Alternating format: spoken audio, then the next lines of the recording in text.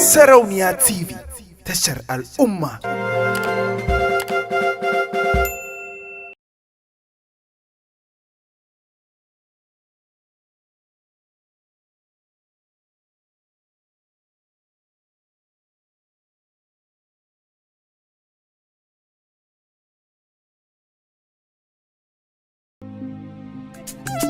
Zinariya sanda so ya shiga cikin raina ya kusan sani hauka na gaza gane cikin yanayin da nake damuna ce ko kaka da a ce in mi daina son ki a rai gwara ai samun tafka in na so mana farka numfashi na da so zai dawo.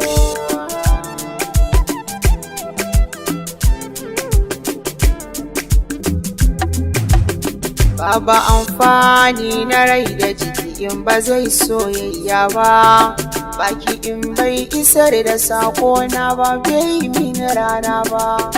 Kunki zinariya ba zai roƙa da abin da yake rai ba, ba ni jin tsoro na amsar da guna za ta yi dawowa.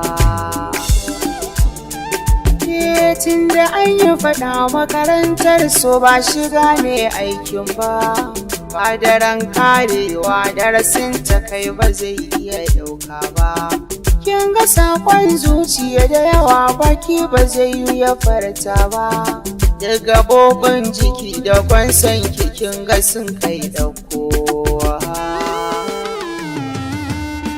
Sa ƙafafu saboda na yi nasara gunki sun kai yodosa, kallo ƙwayar idaniya ta cikinta so ne ba wasa, wanda kyautar ki ba abin da hannu za a ba shi yayo ansa, daga jiki da fawa zuci suke kartabar yin harbawa.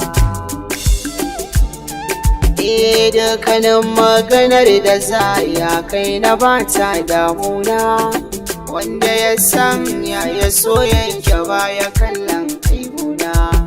Kwara in sha wuya da indan na san da ke damun raina, shi ya sama na bayyana mai kitin da ban iya dannewa.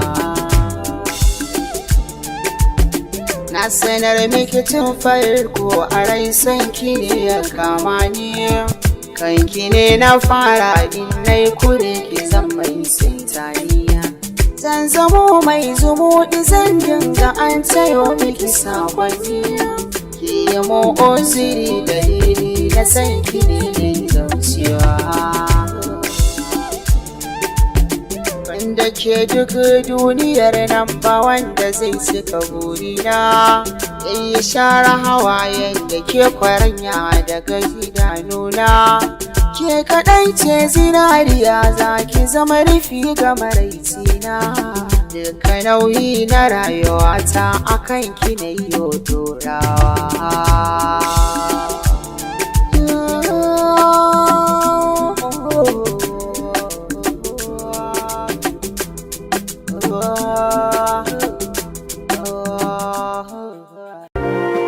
Sarauniya TV, tashar al'umma.